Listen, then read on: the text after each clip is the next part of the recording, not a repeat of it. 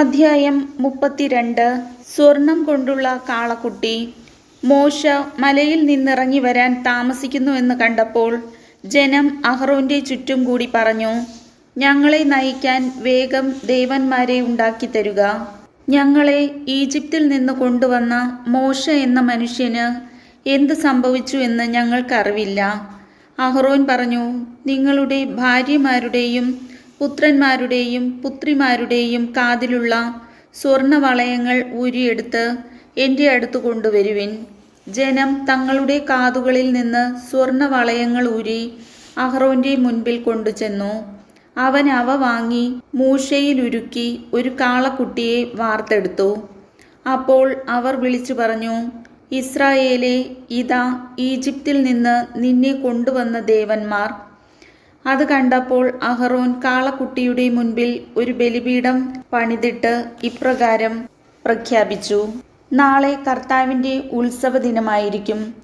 അവർ പിറ്റേന്ന് അതിരാവിലെ ഉണർന്ന് ദഹനയാഗങ്ങളും അനുരഞ്ജനയാഗങ്ങളും അർപ്പിച്ചു. ജനം തീനും കുടിയും കഴിഞ്ഞ് വിനോദങ്ങളിലേർപ്പെട്ടു.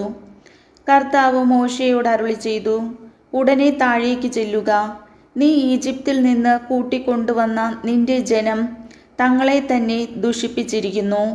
ഞാൻ നിർദ്ദേശിച്ച മാർഗത്തിൽ നിന്ന് അവർ പെട്ടെന്ന് വ്യതിചലിച്ചിരിക്കുന്നു. അവർ ഒരു കാളക്കുട്ടിയെ വാർത്തെടുത്ത് അതിനെ ആരാധിക്കുകയും അതിന് ബലിയർപ്പിക്കുകയും ചെയ്തിരിക്കുന്നു.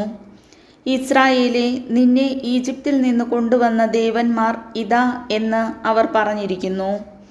കർത്താവ് മോശയോട് അരുളി ചെയ്തു, ഇവർ ദുഷാഢ്യക്കാരായ ഒരു ജനമാണെന്ന് ഞാൻ കണ്ടുകഴിഞ്ഞു. അതിനാൽ എന്നെ തടയരുത്. എൻ്റെ ക്രോധം ആളിക്കത്തി അവരെ വിഴുങ്ങിക്കളയട്ടെ. എന്നാൽ നിന്നിൽ നിന്ന് ഒരു വലിയ ജനതയെ ഞാൻ പുറപ്പെടുവിക്കും. മോശ ദൈവമായ കർത്താവിനോട് കാരുണ്യം യാചിച്ചുകൊണ്ട് പറഞ്ഞു, കർത്താവെ, വലിയ ശക്തിയോടും കരബലത്തോടും കൂടെ അങ്ങു തന്നെ ഈജിപ്തിൽ നിന്ന് പുറത്തു കൊണ്ടുവന്ന അങ്ങയുടെ ജനത്തിനെതിരെ അവിടുത്തെ ക്രോധം ജ്വലിക്കുന്നതെന്ത്? മലകളിൽ വെച്ച് കൊന്നുകളയുന്നതിനും ഭൂമുഖത്ത് നിന്ന് തുടച്ചു മാറ്റുന്നതിനുമുള്ള ദുരുദ്ദേശത്തോടു കൂടിയാണ് അവൻ അവരെ കൊണ്ടുപോയത് എന്ന് ഈജിപ്തുകാർ പറയാൻ ഇടവരുത്തുന്നതെന്തിന്? അവിടുത്തെ ഉഗ്രകോപം കൈവെടിയണമേ. അങ്ങയുടെ ജനത്തിനെതിരായുള്ള തീരുമാനത്തിൽ നിന്ന് പിന്മാറണമേ. അവിടുത്തെ ദാസന്മാരായ അബ്രാഹത്തെയും ഇസഹാക്കിനെയും ഇസ്രായേലിനെയും ഓർക്കണമേ. നിങ്ങളുടെ സന്തതികളെ ആകാശത്തിലെ നക്ഷത്രങ്ങളെപ്പോലെ ഞാൻ വർദ്ധിപ്പിക്കും. ഞാൻ വാഗ്ദാനം ചെയ്തിട്ടുള്ള ഈ നാട് മുഴുവൻ നിങ്ങളുടെ സന്തതികൾക്ക് ഞാൻ നൽകും. അവർ അത് എന്നേക്കും കൈവശമാക്കുകയും ചെയ്യും എന്ന് അവിടുന്ന് തന്നെ ശപഥം ചെയ്തു പറഞ്ഞിട്ടുണ്ടല്ലോ. കർത്താവ് ശാന്തനായി. തൻ്റെ ജനത്തിനെതിരായുള്ള തീരുമാനത്തിൽ നിന്ന് അവിടുന്ന് പിന്മാറി. മോശ കൈകളിൽ 2 ഉടമ്പടി പത്രികകളുമായി താഴേക്കിറങ്ങി. പലകകളുടെ ഇരുവശങ്ങളിലും എഴുത്തുണ്ടായിരുന്നു. പലകകൾ ദൈവത്തിൻ്റെ കൈവേലയും അവയിൽ കൊത്തിയിരുന്നത് അവിടുത്തെ കൈയെഴുത്തുമായിരുന്നു. ജനങ്ങൾ അട്ടഹസിക്കുന്ന സ്വരം കേട്ടപ്പോൾ ജോഷുവ മോശയോട് പറഞ്ഞു, പാളയത്തിൽ യുദ്ധത്തിൻ്റെ ശബ്ദം മുഴങ്ങുന്നു. എന്നാൽ മോശ പറഞ്ഞു, ഞാൻ കേൾക്കുന്നത് വിജയത്തിൻ്റെ അട്ടഹാസമോ പരാജയത്തിൻ്റെ മുറവിളിയോ അല്ല, പാട്ടുപാടുന്ന ശബ്ദമാണ്. മോശ പാളയത്തിനടുത്തെത്തിയപ്പോൾ കാളക്കുട്ടിയെ കണ്ടു.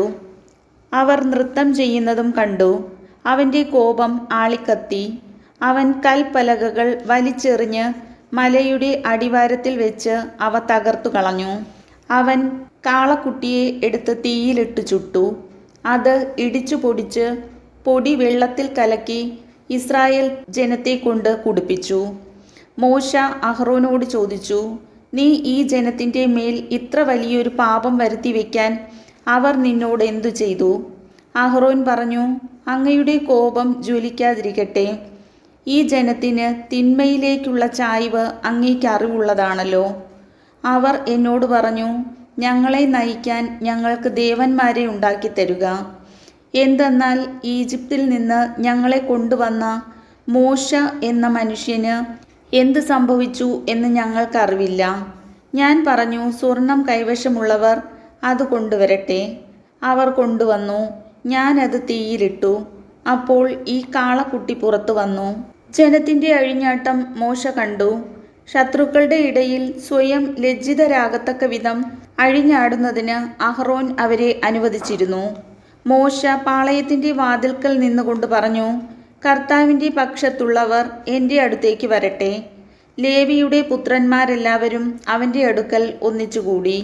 അവൻ അവരോട് പറഞ്ഞു, ഇസ്രായേലിന്റെ ദൈവമായ കർത്താവ് ഇപ്രകാരം അരുളി ചെയ്യുന്നു, ഓരോ മനുഷ്യനും തൻ്റെ വാൾ പാർശ്വത്തിൽ ധരിക്കട്ടെ. പാളയത്തിലുടനീളം കവാടം തോറും ചെന്ന് ഓരോരുത്തനും തൻ്റെ സഹോദരനെയും സ്നേഹിതനെയും അയൽക്കാരനെയും നിഗ്രഹിക്കട്ടെ. ലേവിയുടെ പുത്രന്മാർ മോശയുടെ കൽപ്പനയനുസരിച്ച് പ്രവർത്തിച്ചു. അന്നേ ദിവസം 3000-ഓളം പേർ മരിച്ചു വീണു. മോശ പറഞ്ഞു, കർത്താവിൻ്റെ ശുശ്രൂഷയ്ക്കായി ഇന്ന് നിങ്ങൾ നിങ്ങളെ തന്നെ സമർപ്പിച്ചിരിക്കുന്നു. ഓരോരുത്തനും തൻ്റെ പുത്രനും സഹോദരനുമെതിരായി നിന്നതുകൊണ്ട് കർത്താവ് നിങ്ങൾക്ക് ഇന്ന് ഒരു അനുഗ്രഹം തരും. പിറ്റേ ദിവസം മോശ ജനത്തോട് പറഞ്ഞു, നിങ്ങൾ കഠിന പാപം ചെയ്തിരിക്കുന്നു. ഞാൻ ഇപ്പോൾ കർത്താവിൻ്റെ അടുത്തേക്ക് കയറി ചെല്ലാം. നിങ്ങളുടെ പാപത്തിന് പരിഹാരം ചെയ്യാൻ എനിക്ക് കഴിഞ്ഞേക്കും. മോശ കർത്താവിൻ്റെ അടുക്കൽ തിരിച്ചു ചെന്ന് പറഞ്ഞു, ഈ ജനം ഒരു വലിയ പാപം ചെയ്തു പോയി. അവർ തങ്ങൾക്കായി സ്വർണം കൊണ്ട് ദേവന്മാരെ നിർമ്മിച്ചു. അവിടുന്ന് കനിഞ്ഞ് അവരുടെ പാപം ക്ഷമിക്കണം. അല്ലെങ്കിൽ അവിടുന്ന് എഴുതിയിട്ടുള്ള പുസ്തകത്തിൽ നിന്ന് എൻ്റെ പേര് മായ്ച്ചു കളഞ്ഞാലും. അപ്പോൾ കർത്താവ് മോശയോട് പറഞ്ഞു, എനിക്കെതിരായി പാപം ചെയ്തവനെയാണ് എൻ്റെ പുസ്തകത്തിൽ നിന്നും ഞാൻ തുടച്ചു നീക്കുക. നീ പോയി ഞാൻ നിന്നോട് പറഞ്ഞിട്ടുള്ള സ്ഥലത്തേക്ക് ജനത്തെ നയിക്കുക. എൻ്റെ ദൂതൻ നിന്റെ മുൻപേ പോകും. എങ്കിലും ഞാൻ അവരെ സന്ദർശിക്കുന്ന ദിവസം അവരുടെ പാപങ്ങളെ പ്രതി അവരെ ശിക്ഷിക്കും. കാളക്കുട്ടിയെ നിർമ്മിക്കാൻ അവർ അഹ്റോനെ നിർബന്ധിച്ചതിനാൽ കർത്താവ് അവരുടെ മേൽ മഹാമാരി അയച്ചു. കർത്താവിൻ്റെ വചനം.